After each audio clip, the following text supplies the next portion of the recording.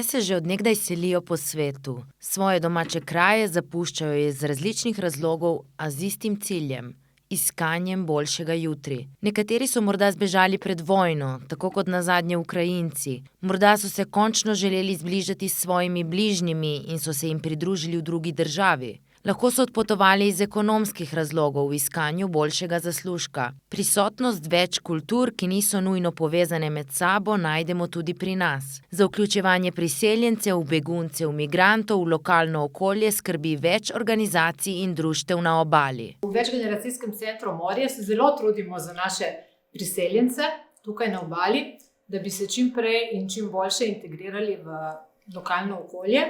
V ta namen imamo organiziranih veliko dejavnosti. Glavna zadeva je seveda učenje jezika kot prvi dejavnik, ki pripomore k boljši integraciji. Imamo veliko skupin, imamo veliko povpraševanja. Poleg tega imamo še mogoče slikarske delavnice, kuharske delavnice, imamo namizni tenis, kjer se lahko tudi priseljenci in tudi vsi ostali vključijo v naše dejavnosti.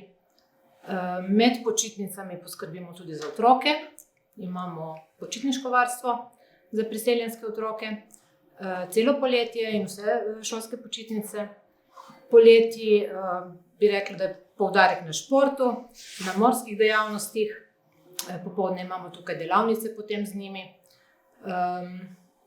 In še ena zadeva je pomembna, vsi se lahko pri nas vključijo kot prostovoljci.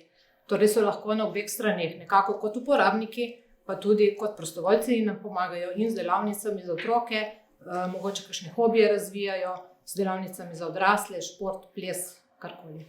Najpomembnejši faktor uspešnega vključevanja v lokalno okolje je učenje jezika. Kot so povedali pri večgeneracijskem centru Morje, so potrebe po učenju slovenščine na osnovni ravni pri nas velike. Čeprav se primarno v njihovem centru ukvarjajo predvsem s poučevanjem tujih jezikov, so lani ukrajinskim beguncem priskočili na pomoč tudi na drugih področjih. Ja, od lani, ko je prišlo večje število, mi smo februarja in marca dobili okrog 150 Ukrajincev. Njim smo pomagali prav z vsem. Z dokumenti, z vpisi v šolo, z vpisi na fakultete, kako pristopiti k upravljanju izpita za avto. Dejansko, kako si najti stanovanje, kjer je najboljše najti zdravnika, problem je, ker že mi nimamo osebnega zdravnika, tudi oni so ga iskali. Tako da smo res z pošto, z mobitel karticami, z čisto vsem. In malo je bil izziv, ker dejansko niso govorili nobenega jezika, tako da sem imela moje prostovoljke od prej iz slovenščine, ki so mi pomagale pridne punce prevajati in smo se res potrudili. Za njih smo imeli tudi dosti več tečajev slovenščine, ampak imeli smo tudi eno več zaposleno, tako da zdaj smo na minimumu. Opažajo, da v njihov center največ priseljencev prihaja iz Ukrajine, Rusije, sicer pa tudi iz bolj oddaljenih koncev sveta. Dober dan, jaz sem Marija Gutnik, prihajam iz Rusije. V Sloveniji živim skoraj 3 leta. V Slovenijo sem prišla zaradi združitve družini, zato ker moj mož dela tukaj in vsi skupaj smo prišli. Kot nam je povedala priseljenka iz Rusije, ki smo jo srečali na tečaju slovenščine, ki je potekal v okviru večgeneracijskega centra Morje, smo Slovenci prijazni, odprti in imamo zelo radi šport. Malo manj pa ji je všeč naše javno zdravstvo, za katerega pravi, da je zelo počasno v primerjavi z zdravstvom v Rusiji. V Sloveniji življenje mi je zelo všeč, počutim zelo varno tukaj. Narava je zelo lepa. Jaz sem prišla s možem, dvema otroki in za otroke tukaj je zelo lepo. Oni grejo v šolo, potem lahko sami vrnijo domov in to za me je zelo pomembno, da je varna država. Sem se začela učiti slovenščino 2 leti nazaj. Naredila koliko je 180 ur in naredila sem že izpit za osnovni raven, to je zelo sreča zame. In še nadaljujem, zato ker še veliko stvari potrebno naučiti. Za življenje je že v redu, tako da počutim dobro, če grem v trgovino, ne vem, v zdravniku, na kakšne sestanke v šole, to je v redu, pa za službo še potrebno več naučiti. Obalno-kraška regija sodi med regije z največjim številom priseljencev, med njimi jih največ prihaja iz držav nekdanje Jugoslavije. Ljudsko univerzo Koper vsakodnevno obišče več tisoč migrantov, ki želijo premostiti različne ovire pri vključevanju v naše okolje. Na nas se vsak dan obrne kar veliko tujcev, veliko oseb, ki tako ali drugače naletijo v Sloveniji na ovire. Prihajajo pravzaprav od vse povsod. Veliko je udeležencev iz držav bivše Jugoslavije, pa iz Rusije, Ukrajine, Albanije, Italije in pravzaprav iz vsakega konca sveta pride tu pa tam še kdo drug. Pri nas si želijo doseči marsikaj. Eni so tu zato, ker so šele prišli v Slovenijo, ker se želijo naučiti prvih slovenskih besed.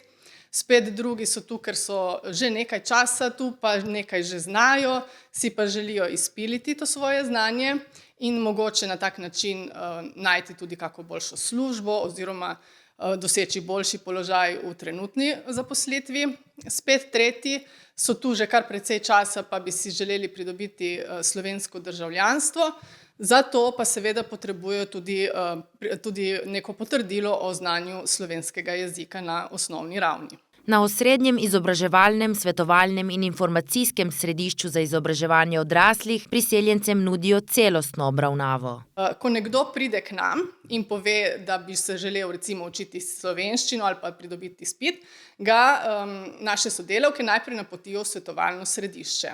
V svetovalnem središču dobijo pravzaprav popolno podporo svetovalca, ki se z njim usede, najprej jim razloži v bistvu, kaj sploh počnemo, potem pa posluša njegovo zgodbo. No, te zgodbe so zelo raznolike, tudi sama sem delala v vlogi svetovalke, prav za tujce, ki bi se želeli učiti slovensko. In tam spoznaš človeka, tako v teh par minutkah ga kar že zelo dobro spoznaš, predvsem pa opaziš, kateri so tisti njegovi cilji, ki jih želi zasledovati in skupaj z njim nekako oblikuješ najboljše možnosti, ki jih ta oseba ima, oziroma poiščeš tečaje, ki so primerne zanj in tudi ga spodbujaš pri doseganju ciljev. V okviru tega svetovanja pa ga napotiš tudi na reševanje vzorčnega testa in pa pogovor z učiteljem. Torej, pri vzorčnem testu oseba spozna, katero je njegovo predznanje, na kateri ravni je, in šele na podlagi tega lahko potem se svetuje dalje, kaj in kako. Odvisno od potreb posameznika jim pomagamo tudi pri informiranju, od čisto življenjskih situacij, kako priti do zdravnika, upravna enota, kontakti, kje dobiti kakšne obrazce, kako jih izpolniti. Torej, zelo tak en širok spekter svetovanja, informiranja, individualno ali pa skupinsko. Na začetnem tečaju slovenščine, ki poteka v okviru Ljudske univerze, smo poklepetali tudi z begunko iz Ukrajine, Nino Djatlovo, ki je v Slovenijo prišla s hčerko 11 mesecev nazaj. Добрий день, моє ім'я є Ніна. Сам приїхала з хчіркою із України уже как 11 месяцев назад. Учимся, адаптируемся, ходим на течай. Хчірка моя ходить у школу, і туди я активно там участь. Весь ушеч, тільки зло приязні люди. Я još не видела таких добрих, лепих людей, як вони там понашуються до мене, там, до моїх приятелів. Зло такі приязні і добрі тільки словенці. Poleg tečajev izvajajo tudi izpite iz slovenščine, tako na vstopni kot izstopni ravni. V ta namen in v pomoč nudijo tudi posebej za to ustvarjene tečaje, ki so jih poimenovali priprave na izpit. Od decembra dalje organizirajo tudi pogovorne urice, poimenovane klepetalnica, kjer se pogovarjajo o različnih temah in na ta način priseljenci bogatijo svoj besedni zaklad. Tisto, kar omenjajo naši udeleženci teh pogovornih uric, pa je ta bolj osebna socialna nota, pač da je to ena priložnost za spoznavanje novih ljudi, ne samo učenje jezika, pač pa tudi širjenje socialne mreže, ker jim izredno pomaga potem in da v središču potem nekako vzpostavijo nove vezi, trajnejše, se družijo po delavnicah, grejo na kavo skupaj, kar jim dosti pomaga na teh začetnih korakih integracije. Od lanskega leta dalje si begunci iz Ukrajine v dolgo praznih in zapuščenih počitniških bungalovih na Debelem rtiču ponovno poskušajo sestaviti življenja in načrtovati prihodnost daleč od vojne. Za begunce skrbi Urad Vlade Republike Slovenije za oskrbo in integracijo migrantov. Svojo pomoč pri njihovem vključevanju pa pomembno prispeva tudi občina Ankaran. Čisto na začetku smo se zagotovo najbolj angažirali, ker je bilo potrebno vzpostaviti pravzaprav ta nastanitveni center na Debelem rtiču in pri tem smo se tvorno vključili in pomagali Uradu za integracijo in oskrbo migrantov, tako da smo pomagali pri vzpostavitvi vseh funkcij tega centra. Najprej smo poiskali čim več prostovoljcev, ki govorijo ukrajinsko ali pa morda vsaj rusko, da so potem pomagali, ker so takrat begunci prihajali tudi čisto neposredno k nam na občino v začetnih dneh. Potem seveda takoj povezava s šolo in vrtcem, da smo lahko vključili otroke, sodelovanje pri organizaciji različnih aktivnosti v samem nastanitvenem centru, kot je seveda tudi pouk slovenskega jezika za odrasle in tako dalje. Sedaj pa je pravzaprav življenje teh beguncev postalo že, lahko rečem, kar neka rutina, vedno manj vključevanja samih, bom rekla, upravnih delov občine je potrebno. Se pa še zmeraj povezujemo, izvajamo skupne prireditve in podobno, predvsem pa delamo pri vključevanju otrok v skupnost. V namestitvenem centru Debeli rtič beguncem poleg bivalnih prostorov, ki so predvideni za 5 oseb, nudijo tudi računalnico, igralnico za najmlajše in skupno igrišče. Poleti lahko otroci uživajo v morju, ki je v neposredni bližini, starejši pa gredo na sprehod v Milje ali v Trst na kavo. Ja, tukaj na nastanitvenem centru Debeli rtič je življenje podobno naselbini v Sloveniji, nič drugače kot kjerkoli drugod. Le da so mogoče majhne posebnosti glede jezikovne bariere, tako da zjutraj vstanemo, pozajtrkujemo, gremo v šolo, popoldne so kakšne delavnice, za integracijo nastanjenih nam tudi pomagajo zunanji izvajalci, se pravi nevladne organizacije, kot so Slovenska filantropija, Zavod Tema, Društvo Ključ, Park Istra. Od začetka, ko so prišli sem, smo izvedli kar nekaj zadev. Prva taka je bila ukrajinski koncert, ki so ga pripravili tukaj nastanjeni za vse občane v Ankaranu. Letos smo bili tudi na božičnem odru, smo pripravili pesmi. Mladostnike smo letos peljali tudi v Strasbourg, to jih je peljala Slovenska filantropija. Ostale organizacije tukaj izvajajo različne igre, od nogometa do joge. Imamo tudi učenje slovenščine za mladostnike in za starejše. So se pa tudi starejši vključili pri Ljudski univerzi na tečaj slovenščine, kjer opravljajo A1 tečaj slovenščine, pri katerem tudi dobijo potrdilo. Smo se pa že tudi navezali z lokalnim prebivalstvom, tukaj imamo sosede, pridejo tudi k nam igrati nogomet, tako da je kar živo pri nas.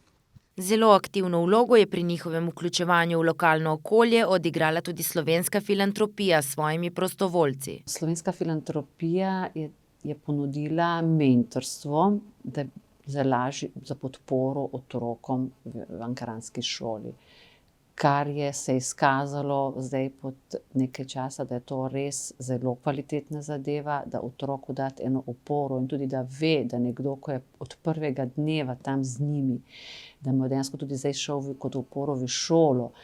In tudi moram povedati, ankaranska občina je res imajo res, so nekako vzor vsem drugim občinam, ker so res srčni, gostoljubni, tudi vsako stvar, ki smo jih vprašali, tudi sedaj, mislim, niso nikdar pozabili, da imajo tam nove prebivalce in so tudi bili precej, mislim, ponosni na njih, ker dejansko so se takoj vključili v to družbo noter, ne, s temi delovnimi akcijami. Tudi slovenska filantropija je kot najpomembnejši dejavnik integracije prepoznala poznavanje slovenskega jezika kot jezika okolja, še posebej učenje uporabne slovenščine. Pomembno je, da ljudje pridobijo znanje jezika.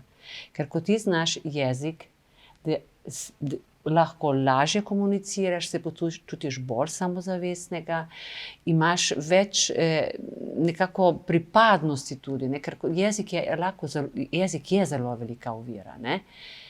Mislim, ker mi njihovega jezika ne razumemo. Dostikrat se zgodi, da se pa tudi, ne, kakšen pač tujec ali pač kakšen prebežnik ali pač kakšen ekonomski migrant, ne, ki zna kakšno besedo, ne, in to je najlepše je, da dejansko človeku ponudiš, kot se je naša Kim odločila, da dejansko smo šli v uporabno slovenščino, kar je pomembno, ker gramatična slovenščina je bolj za, ne, mladino, ki se šola in tudi, seveda, zelo lepo je, ko ti govoriš zelo lepo, ne, slovenščino, ampak najbolj je tista uporabna zadeva.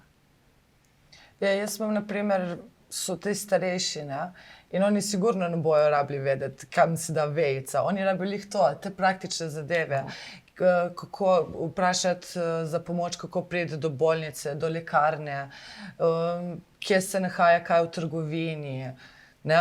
To je ta praktičnost, da se znajdejo.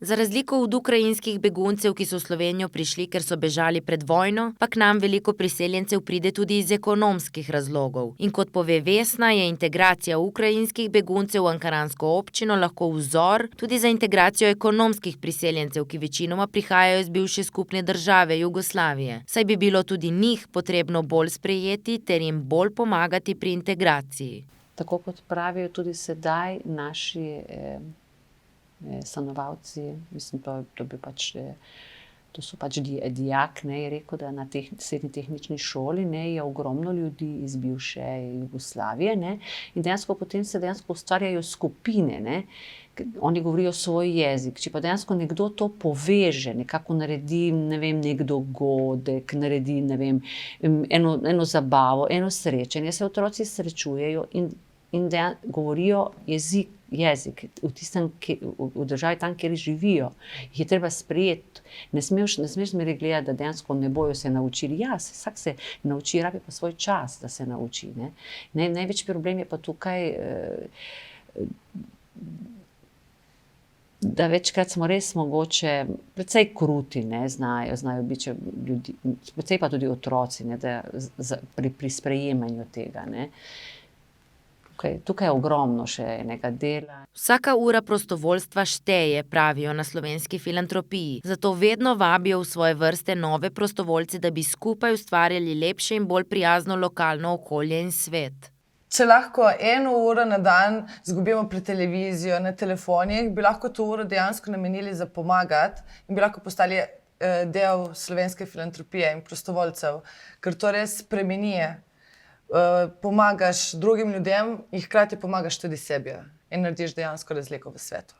Za bolj poenoteno in celovito vključevanje priseljencev v lokalno okolje si prizadevajo tudi v kulturno-izobraževalnem društvu Pina iz Kopra. Ja, na Pini večinoma izvajamo projekte, programe, ki so namenjene priseljencem za njihovo lažje vključevanje na trg dela. Predvsem fokusiramo se večinoma na področje kulture, turizma, gostinstva in sorodna področja, ki so v regiji tako malo bolj perspektivna. Smo izvedli že več kot 1000 ur usposabljanj na to temo. pač krepimo njihove kompetence na teh področjih, ali gre za menedžerske kompetence, kulturne, medkulturne kompetence, malo PR-ja, komunikacije, torej vse, kar rabijo za delati na teh področjih. To je en segment našega delovanja. Delujemo tudi na področju informiranja priseljencev in nudimo različne informacije, ki jim pomagajo dejansko se vključiti v družbo in tudi pri raznih postopkih, ki jih morajo priseljenci dati skozi. Drugače pa smo koordinator koordinacijskega telesa za vključevanje in migracije v Mestni občini Koper, torej koordiniramo, združujemo različne organizacije, institucije, ki delajo s priseljenci.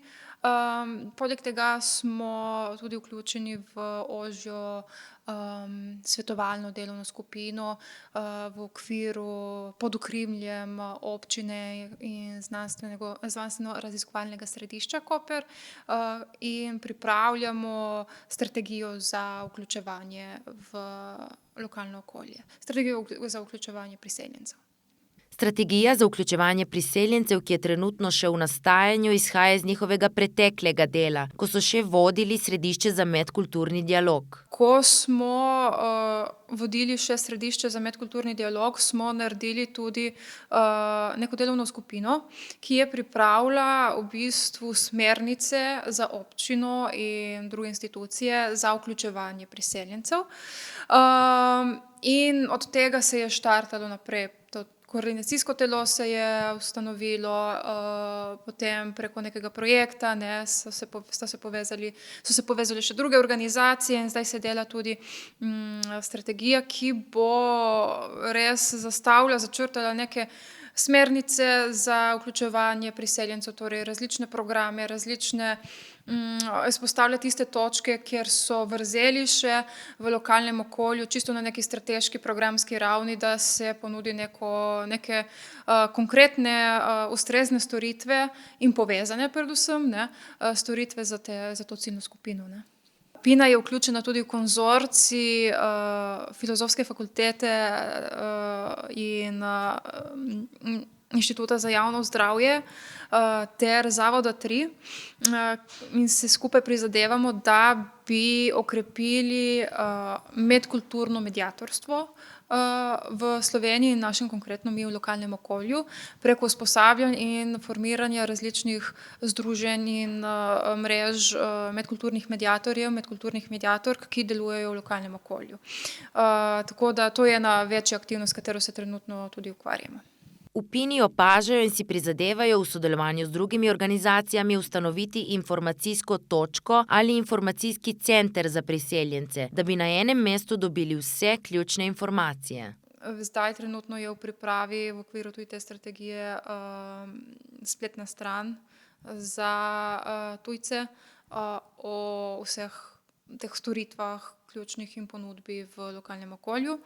Drugače pa kot sem že omenila, okrepitev medkulturne mediacije, kompetenc medkulturnih mediatorjev in sploh, da je dovoljšne število teh ljudi, delujočih na inštitucijah različnih in v organizacijah, ne samo kot freelancerji, je zelo, zelo pomembno, tako da tukaj je treba še veliko truda vložiti, da bi situacija bila zadovoljiva.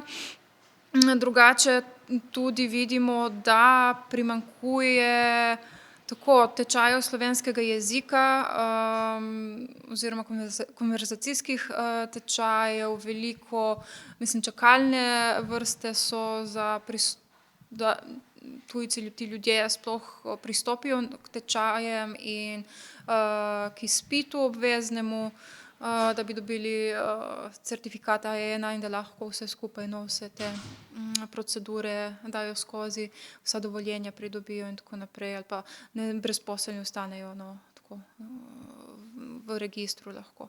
Prebivalci Istre imajo zaradi njene lege in zgodovinskega dogajanja izkušnje migracij vseh vrst. Če želimo živeti v sprejemajoči družbi, kjer bi sobivali z vsemi ljudmi z različnimi jezikovnimi in kulturnimi ozadji, je potrebno razmisliti o soustvarjanju medkulturne in vključujoče družbe.